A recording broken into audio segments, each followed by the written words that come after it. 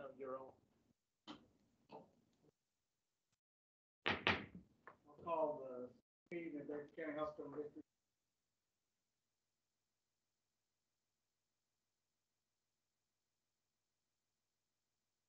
There he is. Hi, Chaplain. Come take care of us. Good evening, everyone. My name is Doug. I'm staff chaplain here at Medical Center Health System. Just a quick word. We have the greatest staff on the planet. These guys are relentless, they're tireless, and they're totally professional. And it's my honor to be able to work side by side with them every day. Let's pray. Father, we love you, and we appreciate you, and we truly do thank you. We thank you for what you've done so far, but we've got one final push here, dear Lord, that we need to ask your help with in this booster vaccine over the next few days, the next period of time. We just ask that you would give us the wisdom and the knowledge and the understanding to accomplish this. We'll be the hands and the feet to do this, and we'll give you all the glory. We'll give you all the honor, and we'll give you all the praise in your holy name. Amen. Amen. Thank you so much. You would join me in the pledge to the flag. Pledge allegiance To the flag of the United States of America and to the republic for which it stands, one nation, under God, indivisible, with liberty and justice for all. Honor the Texas flag. I pledge allegiance to thee, Texas, one state, under God, one and indivisible.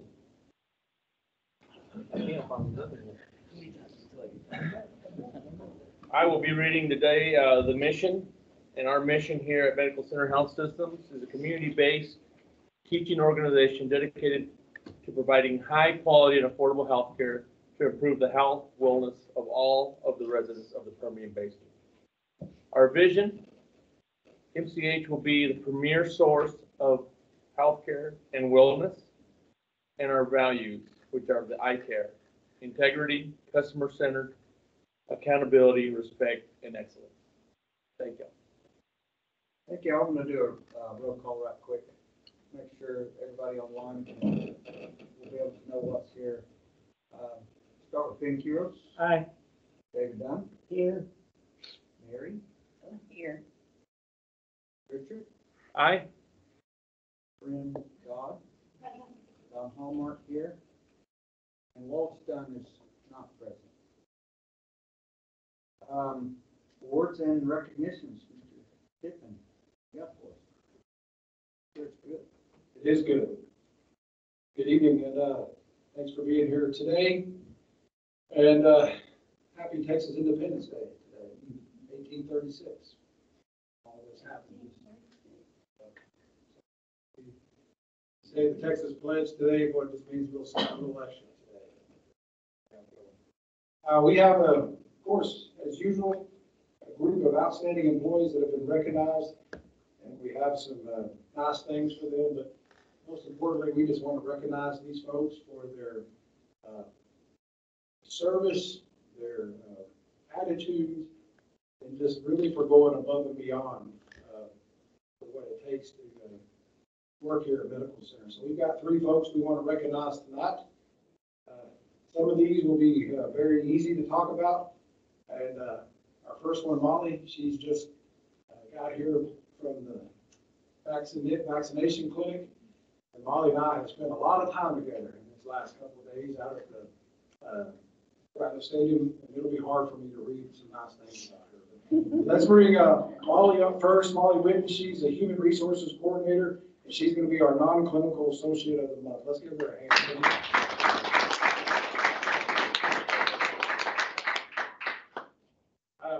Before we go into what's going on this page and everything they said about Molly, let me just tell you, I've had first-hand knowledge of watching her out there.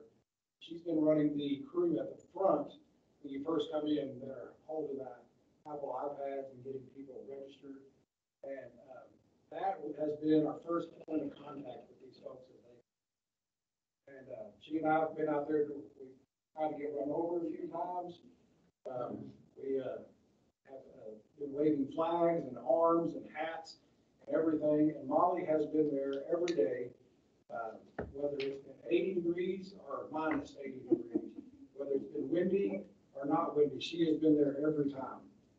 But Molly was nominated as the Employee of the Month for the non-clinical, an outstanding employee and a huge asset in our Human Resources Department, and is definitely deserving of this award. She serves as a coordinator, however, she is willing to pitch in for the good of the health system, regardless of the mission. As we just spoke of, she has spent the last months helping health and wellness with the COVID tracing spreadsheets and whatever they need. And more importantly, we just spoke about spending endless hours out at Rattler Stadium, sure getting exfoliated with the sand and working on her tan, especially from the mask up on the tan. Her customer service skills are exemplary. She's one of the friendliest people we know, and she always comes to work with a smile on her face, as you can see under her mask right now. And she communicates effectively, but more importantly, she's just a great asset for the medical center. So we want to tell you congratulations. We got some nice things here, and we want to give you this plaque and just tell you congratulations and thank you for what you do. And you're a big part of our team, so congratulations.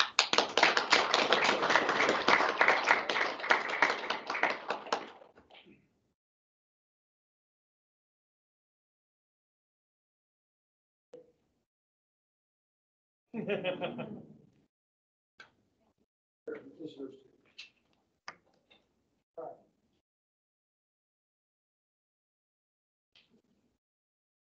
Let's move on to the Clinical Associate of the Month, and that's Veronica Castro. Veronica, are you here?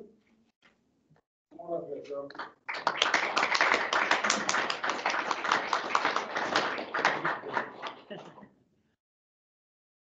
Come on up here so they can get a good look at it.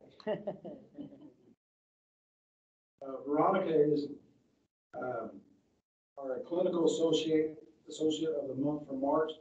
Veronica is a housekeeper. She always goes above and beyond when cleaning the areas in the rooms in the ER. She always tells us that she's here and how to get a hold of her when they need something in the ER. Always super nice. Veronica lets us know that she truly cares about our patients. A clean room means a lot. Amen? Amen. She truly takes pride in her job and is a joy to be around. I have seen this lady in action myself, and I want to tell you thank you for what you do. Here, one thing I like about this hospital the most is that we celebrate everybody, and that our patient care could not start without something being clean. And I want you to know we love you and we appreciate what you've done. And congratulations. Did you bring anybody with you here? Yes. Some of your workers? How many of y'all work with this lady? Raise your hand.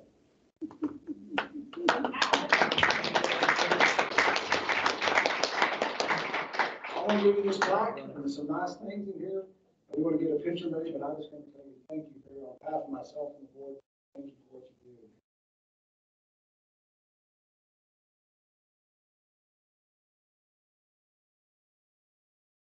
One more round.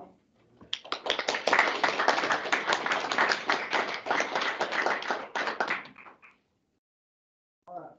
Last on our sheet, the first in our heart, is John Gutierrez here tonight. Come on, man.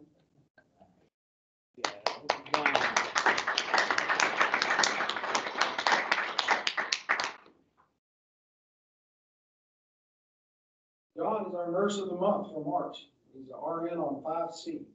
John is a team player and will go above and beyond for his patients. For example, we had a patient on our floor for about 3 months who had not stepped foot outside for a breath of fresh air. John was willing and helped taking this patient outdoors, getting some clean air, which I know felt good for this patient from the outside, and brought the patient to tears, knowing that he was willing to help and the nurse to be on duty and to get him outside and get some fresh air, man. An awesome story. John's always willing to take and teach students, even on the busiest days. As a student, this person wrote, I would have been glad to have John as a preceptor since he's willing to teach, even at the most inconvenient times. He is willing to lend a hand, even when his own patient load is very high. So, John, thank you for what you do for us, and more importantly, what you do for our patients, man. Congratulations on being the Nurse of the Month for the month of March. We got some cool stuff. Thank you.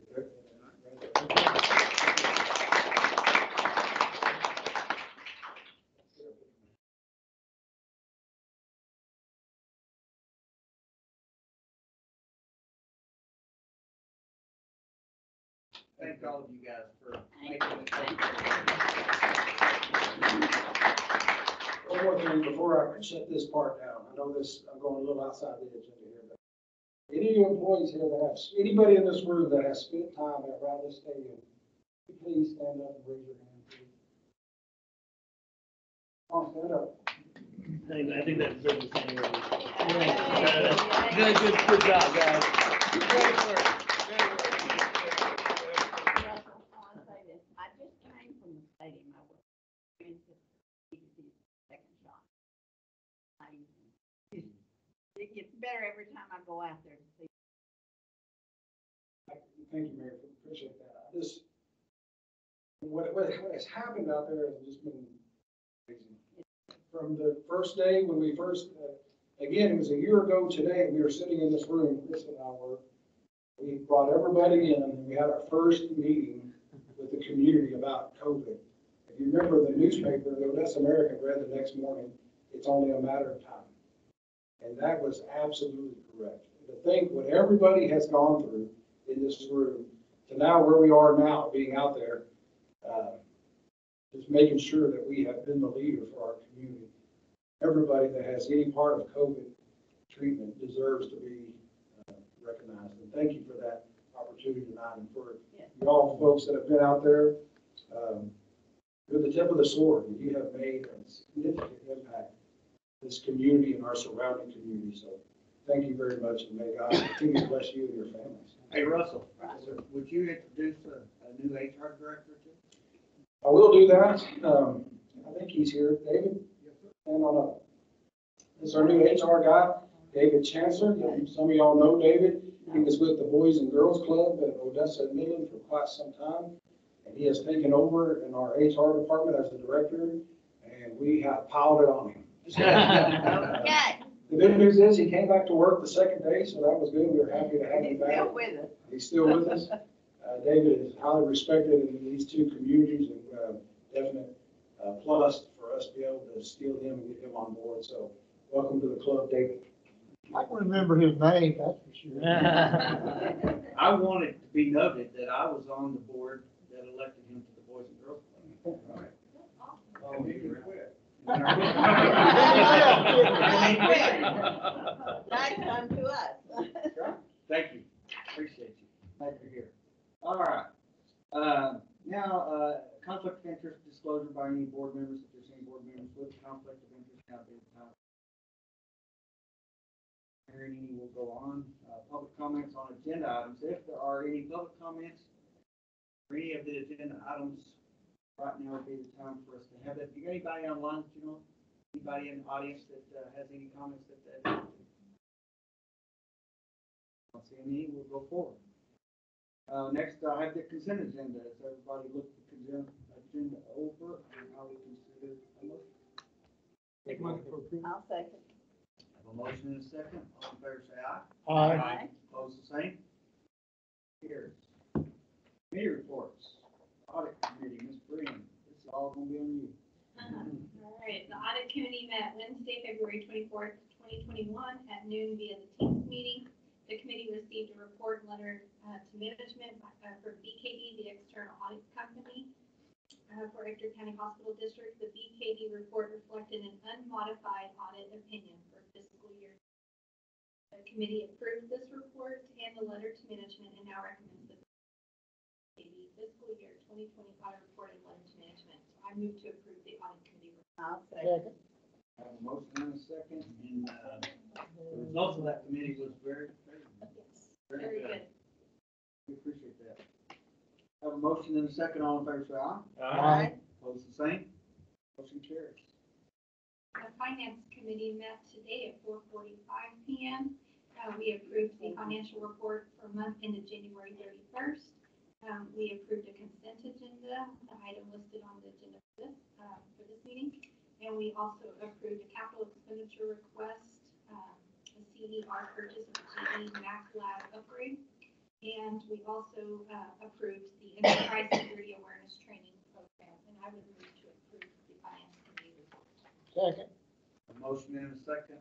Any discussion? All in favor, say aye. Aye. Opposed, the same. Motion carries. Tiffany, back to you. Number 10? Yeah. Oh, wait a minute, I'm sorry. I skipped one. Texas Tech. Oh, I missed that. Thank you very much. Dr. Benoit, thank you. And regarding the medical students, in 2 weeks, we're going to have the matching program. It's going to be a virtual, so we'll see where all these kids are going to go. For the residents in internal medicine, the students, we know that 2 of them, one is going to go to ophthalmology and one to urology because they are early matches. One with the military and one with the civilian. So if you need a urology or ophthalmologist, it's time now to reach them and try to recruit them. Where's Tina Leal? Oh, it's here. Also regarding the residents, we have 8 out of the 12 that went to fellowship programs. They were accepted to fellowship programs. So again, if you need any of the specialties where they match for their fellowship, now is also the time to reach and try to recruit them. Because our job is just to train medical students to be physicians and physicians to be trained and then stay in the area, hopefully, if not at least in the great state of Texas. Regarding the faculty, we have a couple of faculty that are retiring, like always happens at the end of the academic year. We have also, we're losing our DIO, the designated institutional officer, who decided to go to work with one of the new medical schools in San Antonio, the Incarnation. So we're going to have somebody now replacing him. It's a very important liaison between the residents and the hospital. Our clinics are doing well, still open. Psychiatry, almost all telemedicine. Internal medicine, we can say 95%. Family medicine, 75 or 70 to 30. And the other ones are fully open. The plans for the future, we don't know yet. We're waiting for the legislators. You know that the legislators usually funded part of the education. We don't know what kind of cuts we're going to have from them. They are threatening with 5, 10%, we don't know. Anyway, hopefully the taxes go up, the oil goes up, and then you don't have cuts, and we don't have cuts. The graduation of the students instead is going to be live. And it's going to happen in Lubbock with in the big theater. And the graduation of the residents, we are organizing to have small graduations live. So we're consulting with our hotel here, the Marriott Hotel, and the in Midland, with the convention center, and see which one give us the best deal. And we have each one of the departments separated. But of course, we always invite all the faculty and of course all the board. And that's the end of my report, saying thank you very much for everything you do for Texas Tech. Thank you. Thank you. Thank you for keeping me in line, so no problem. You ready to roll? I'm ready for you to roll. All right, I got a few things on here to talk about. First of all, just a quick update on the COVID situation and what Abbott discussed today. As you know, Governor Abbott declared Texas 100% open. The mask mandate as of Wednesday, this coming Wednesday, will be relieved. But he does give entities such as us the leeway to determine what we feel is best for for us. And so we will be having those discussions, I'm sure, soon, with Kristen and with, Dr. Davenport, Dr. Benton, and just to try to, I don't think you'll see us abandoning the mask with just the population that we carry here. I'm all for, being back at 100%. We all know that, the reason we are where we are today is because some things have worked. And we just want to make sure that we are protecting our staff and our patients as well as we can. So we'll have more updates with that. One good thing I can tell you is our volunteers are coming back. They will be back in this building on Monday, next Monday.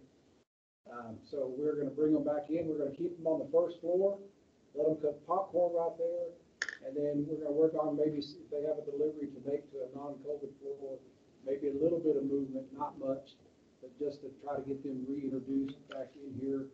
And again, we're right on a year, so it's hard to believe it's been a year. But some of them have gotten their first and second vaccinations. Again, they'll comply to any mask code we have. I know they will, but they are ready to be back in there, and we're ready to have them back. But at the same time, we'll be working to make sure we can keep them safe. So look forward to having them back starting next week. As far as our COVID numbers are concerned, today we have 27 in-house, which is the lowest we've seen in quite some time. We did go all day Saturday, 24 hours without a COVID admission into this building. So that's the first day we've had without a COVID admission in probably several months with that. And on the vaccine side, I mean, y'all know what's happening. We have some rough numbers here, and these are, as Steve would say, unaudited numbers. But where we have it is, we feel like we have about 42,000 vaccines out in this county. That's first dose. And another 8,000 plus in the region. So we've been able to roll out 8,000 into the region. Some of those have been as far away as Alpine, Big Spring, just our usual partners. But if you start putting those together, you're going to be over 50,000 shots that we've been able to do. That's a huge number. Today, Sunday, was our last day of the first shot. We did 3,001 on Sunday. Make sure you get that 1 in there. And that was a good number too, to end the first shot. So now, if somebody wants a first shot, they go to our clinics, urgent care clinics. And today, the JBS clinic did 30 first shots, and the West clinic did 47 shots today. So that's a good number too. Still people picking those up. Of course, the big one is what happened out at Rattler today with our second dose shot. If you remember, we had those scheduled, then the weather just totally messed things up. We went through all that and asking us to get them canceled, the phone number problem we had, all that. But today, our last count, we were at about 4,400 of those, with people still in line. So you can expect that number to be close to 5,000 in one day. That is unbelievable that number was able to be reached. But 5,000. We had about 10,000 shots in this building, hoping for those to last till Friday. Well, at that pace, we'll have everybody vaccinated by Thursday afternoon. We are waiting on another dose of second shots to come in, and they're delayed by weather on the East Coast, but we do have confirmation those should be delivered tomorrow about 3:30 in the afternoon. So we'll be able to roll those out. But we'll have all those done in 2 or 3 days. So those are everybody that was upset, and rightfully so, we understand that, should be caught up within 3 or 4 days. So that's pretty speedy on that part. So we're still getting 5,900 shots a week, rolling those to the clinics. We're still rolling them out. So all that is just going as about as well as it could go. So now you want a first shot, you're going to come to us.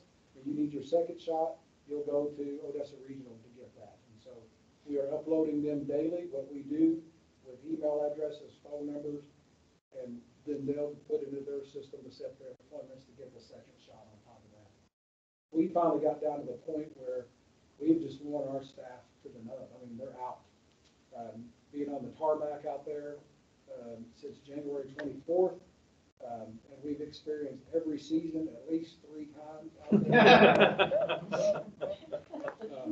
The day I'll never forget is the day that the computers were iced over. The laptops were all iced over because it was so cold and there was humidity in the air. I'm gonna tell you, the staff, not once did they waver out there. They were there till it was dark and they were ready to go and got home and defrosted. And the better news was they came back the next day. So, but we realized that we can't stay at Rattler forever. We did get an extra week out of them, which we're thankful for that. West Texas Relay starts Thursday out there. So we've kind of combined everything on the home side, which seems to be working probably better than what we had going to begin with. But it's been a feat to watch that happen. And you should be very proud of your employees and what they've done and the time that they've spent out there away from their families in the dark, in the sand, in the dirt, in the snow, the rain, locusts, the hail, everything that they've gone through out there. But I will tell you, there's no doubt that Medical Center has been the leader in the fight against COVID from day one. So congratulations to those people. Thank you for what you've done out there. Thank you is not enough. It's not enough, never be enough. But again, just the look on these people's face, if you've been out there to see them, you see that hope coming back into these people's, you see it in their eyes, because their face is covered, but you know that they're like, okay, this is my first step to be recovered and be able to move on. So we're happy to play a role in that. Let's talk about, we have an ED efficiency update. Kristen, is that you? Y'all forgive Kristen's attire tonight. I told her. Who are you? Yeah, Matt joined us today out there, and so like we're both looking pretty rough. We're looking pretty rough. I would just like to take a moment. We decided a long time ago, with you guys several months back, that we wanted to really work on our ER efficiency, patient satisfaction. How can we get these patients in and out with the goal of zero wait time? Like that's what we wanted to do. The ER has done such an amazing job, and I want to recognize them first before I introduce the speakers, because you have your ER team along that back wall, and we've always huddled around the 20th percentile, maybe the 30th. This team in the last several months has really knocked it out of the park, and the last report was they were at the 41st percentile. And they've done some growth that you don't see at many organizations in that short amount of time. And so I just would like to give them a round of applause. And then he'll go through the presentation and show you what's driven those scores to be what they are. You guys set us off with a goal. John and I spent many hours down there just watching the flow with those conversations that we got to fix it and make it work. And Dr. Shipke and David have done just that. And so I'd like to just introduce and welcome all of our ER staff.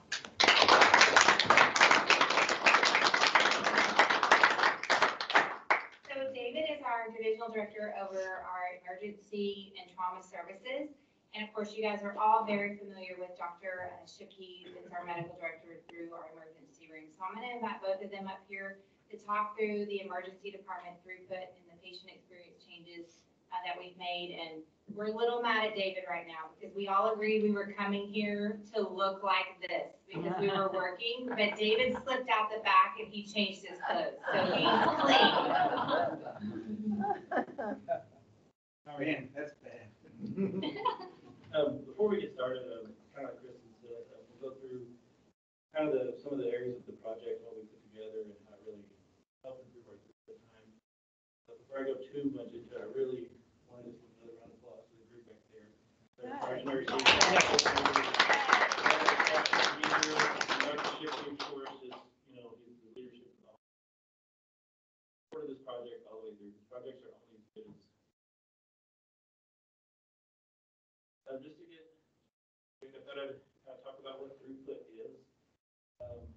Real simple. Throughput refers to emergency department processes that affect patient flow throughout the ED, arrival to departure. So, the time you hit the door to the time you go home. The reason why that's important is it has a lot of downstream effects. Long waits obviously can lead to crowded waiting rooms. Patient experience. Crowded waiting rooms also lead to a lot of patients sitting in the waiting room for a long time. That's a huge safety issue. Sure, you can get them back They could be the ER doctor, get assessed, and be in front of the nurse, say where they'll be. And then another big thing, I don't know if Steve's here, Grant's here. You can lose a lot of revenue if you have 4 or 3 high level without being seen, the patients that don't cost, and on top of that, a lot of patients that walk in and see a crowded waiting for your registered nurse. We really, the organization as a whole, patient safety, quick, and keeping it efficient is very. Another thing to think of is hospital ratings and reimbursement. Times are reportable for us, and if we don't, and on top of that, reimbursement is tied to those metrics. We have to hit certain metrics. Very important all the way around for the hospital. So back last summer, we started working with the Vizient group. They came in and we together with our bedside nurses, all of our charge nurses, report. Did a sweet project going through our current processes and areas we can. The big thing we thought we could work on was our front-end process. So we implemented that, and on top of that, we have basically redesigned the whole front side of the ED. We did all of that in the middle of COVID. We're also changing processes just to keep patients safe due to COVID. It was a big project. It was really at once, but we could tackle it and work on it together, and it came out really well. The 2 big things we implemented: shift from full triage to a sorting process at arrival. Basically, what that does is sorting is an expedited triage. It decreases the triage. If you cut our triage process from about 7 minutes, somewhere around 2 to 3 minutes. Those 5 minutes every patient throughout the day really start to add up.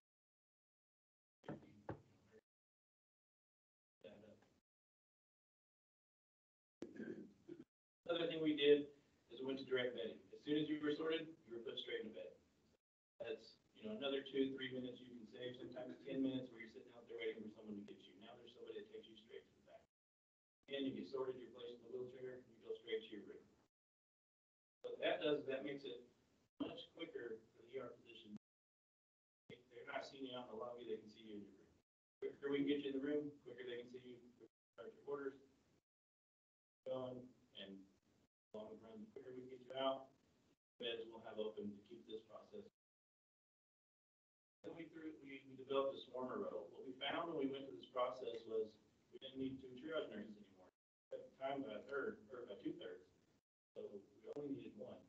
We took that other nurse out to the back, and they could help all the other nurses with it. These 3 things are the 3 big ticket items that really here. What you'll see on this graph, that gray barn is our 2019 arrival to bedtime. You can see we're hovering somewhere around 40 minutes on average. We got to the door and how we did. We made a lot of changes with Dr. Shipke, the nurses in his prior to Vizient. We were able to drive that down somewhere around 25 minutes, but we still have a lot of room to brought Vizient in. COVID hit sometime around March, and then we brought Vizient in the summer. Implemented the Vizient project. We went live with it in September. You can see where we dipped down 8 minutes. Since then, we've maintained 12 minutes, 12 minutes, 10 minutes, 11 minutes.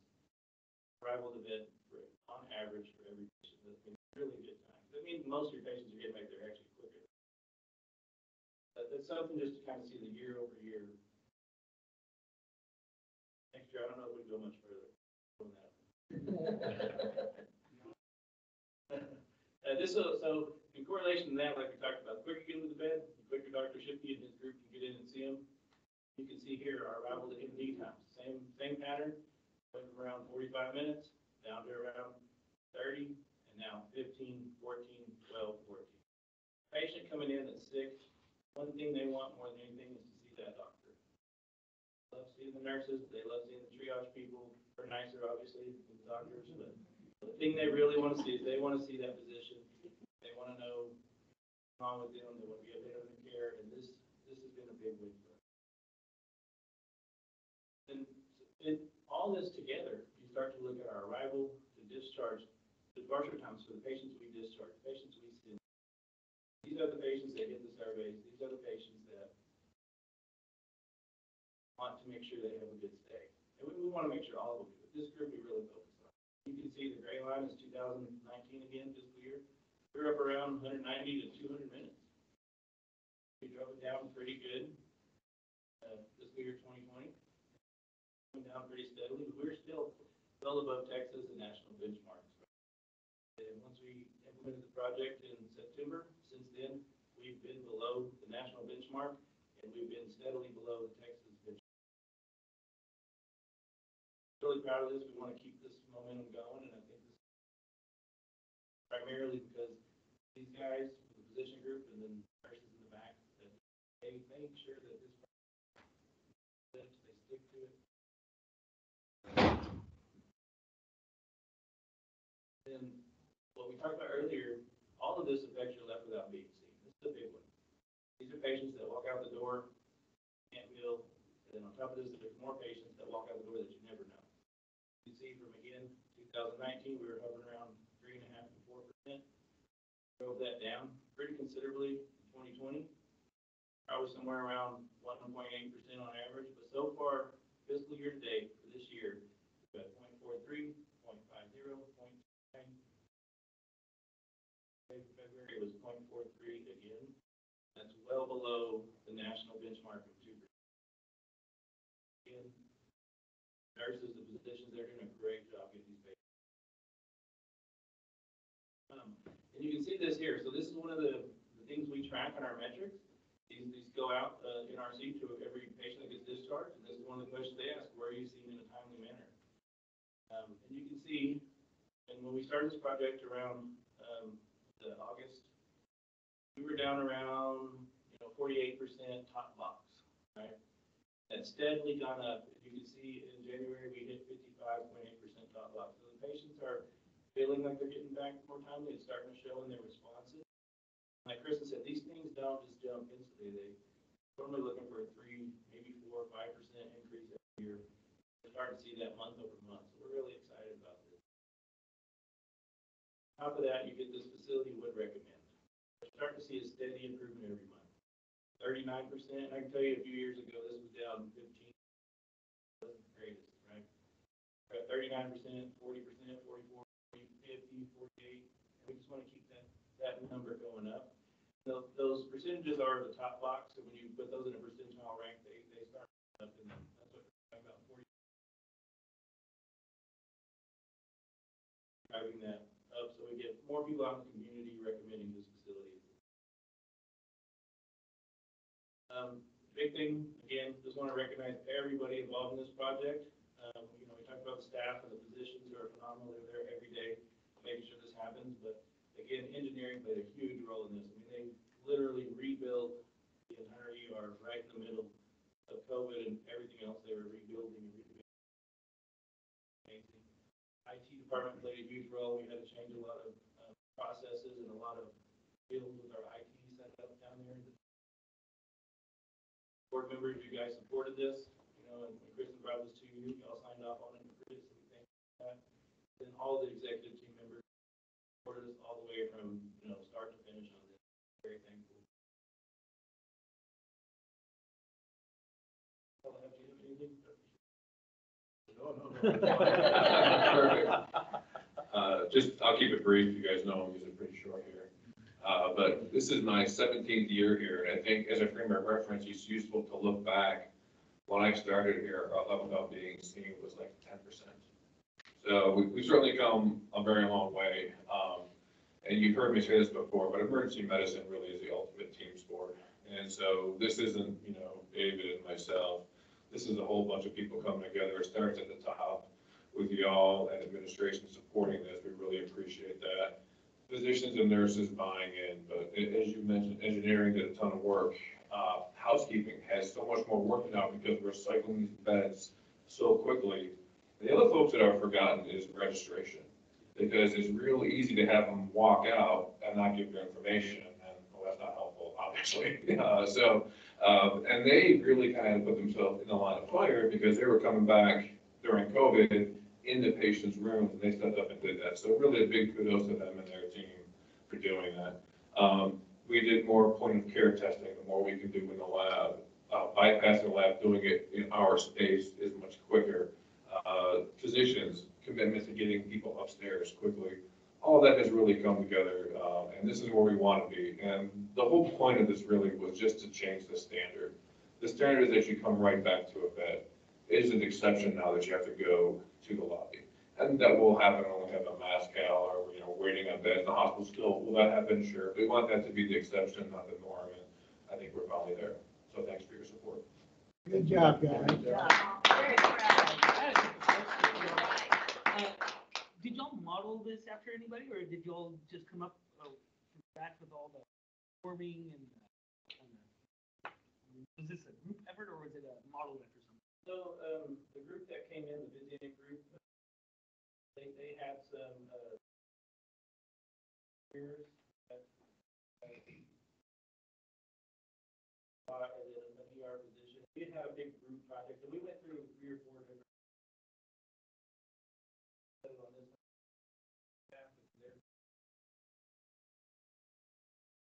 This was the area we felt we needed to tackle. Like Dr. Shifty was talking about, we fixed a lot of the back end things. Adjusting our staffing.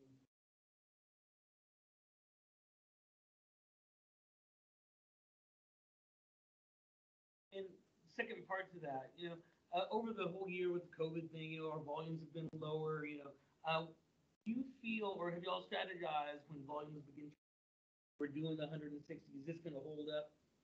So that's a really good question. We feel it's gonna hold up. We're pretty confident in it.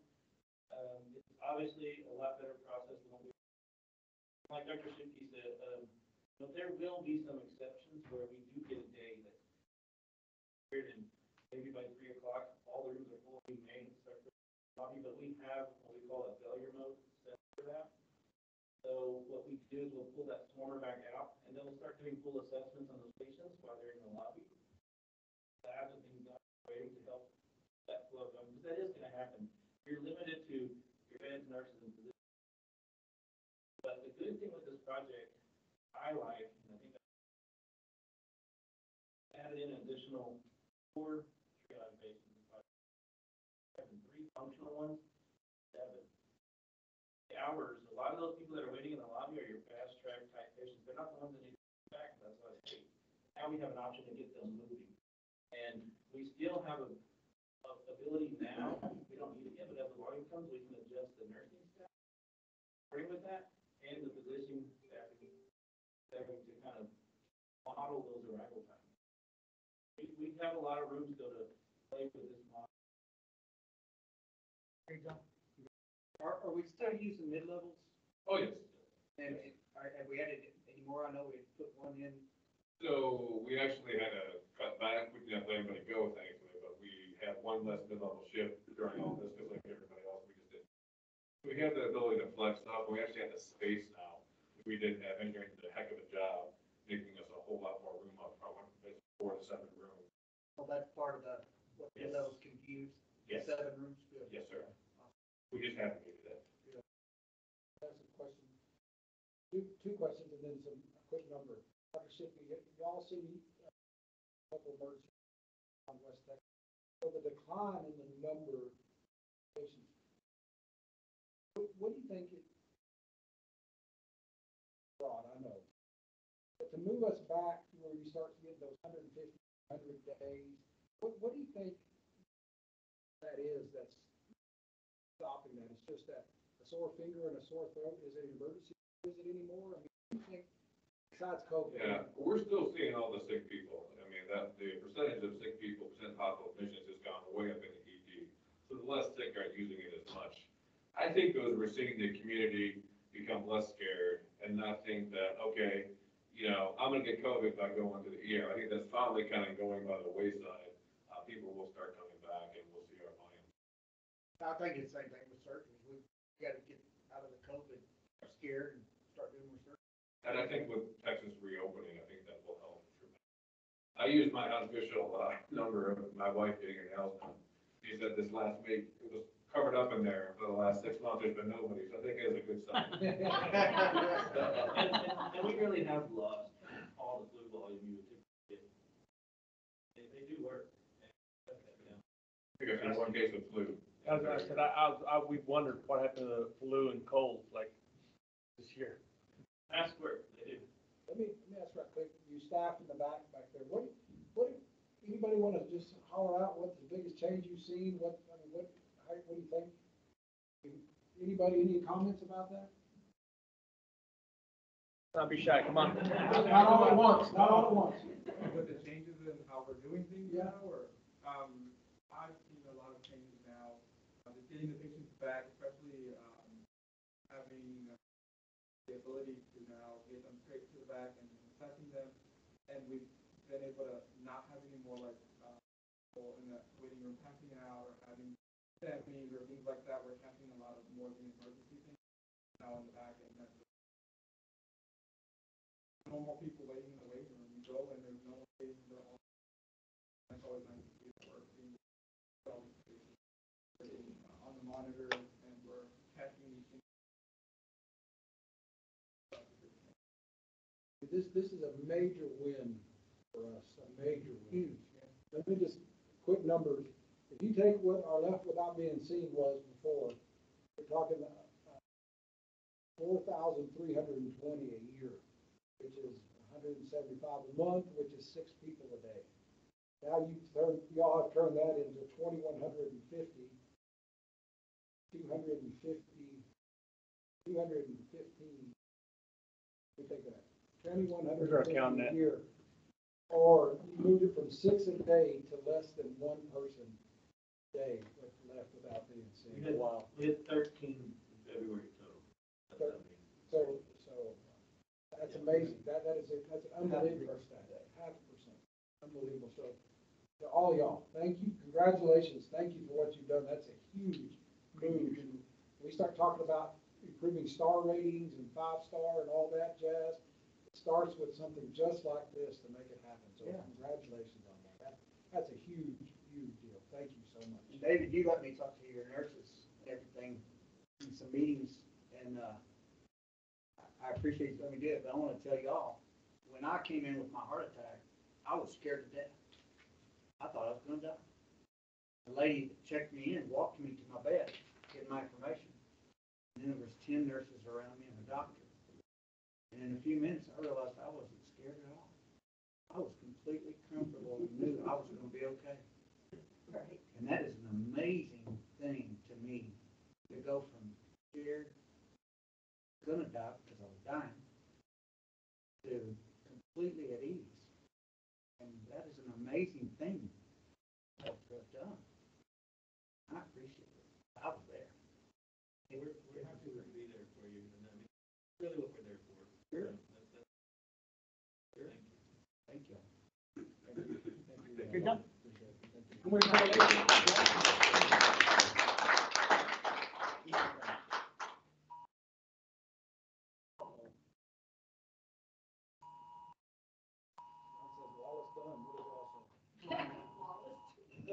Spider bite, Odessa, Texas. Just a few more quick things. Again, that's amazing work. That's what we're looking for. That's what sets you apart. I did have to hear my notes again to recognize David. We've already taken care of that, but thank you, man. We're excited to have you on board and glad you came back. And since Steve's not here, I will remind everybody that in our budget presentation, we have put the budget that there's a 5% increase budget in for our employee start. So about the time you see again, that will have motion, and so start probably last Monday of March. So, and other than that, I'll save the rest of my comments for executive session. All right. Next, Mr. Steen. Uh-oh. I had that great entrance. Good evening. We have a couple of things. With our election coming up, a few weeks back, we had the deadline for candidates. And as such, we have 3 positions that are going to be unopposed. And so we have a little formality paperwork to go through. We have a certification of unopposed candidates that will be for District 1. Bryn Dodd will run unopposed. District 3, Richard Herrera will run unopposed. District 5, Don Hallmark will run unopposed. We have a document from the Secretary of State that David Dunn, as Secretary, will fill out this evening. It says, as authority responsible for having the official ballot prepared, I hereby certify that the following candidates are unopposed for Ector County Hospital Board members, Districts 1, 3, and 5, scheduled to be held on May 1st, 2021. So David will sign off on that. We have an order of cancellation of election for directors for Districts 1, 3, and 5. And again, Ector County Hospital District hereby cancels the election for Director District 1, District 3, District 5, scheduled to be held on May 1st, 2021. And it's in accordance with Section 2.053A of the Texas Election Code. Following candidates have been certified as unopposed and is hereby elected as follows. Bryn Dodd, Director for District 1, Richard Herrera, Director for District 3, Don Hallmark, Director for District 5, and Mr. Hallmark as President will sign off on this, as well as Mr. Dunn as Secretary of our board.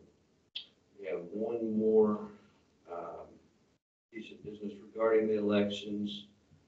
Last, I think it was Thursday, we had the 2 candidates come in, which was Mr. Gutierrez and a lady named Kathy Rhodes had signed up to be on the ballot.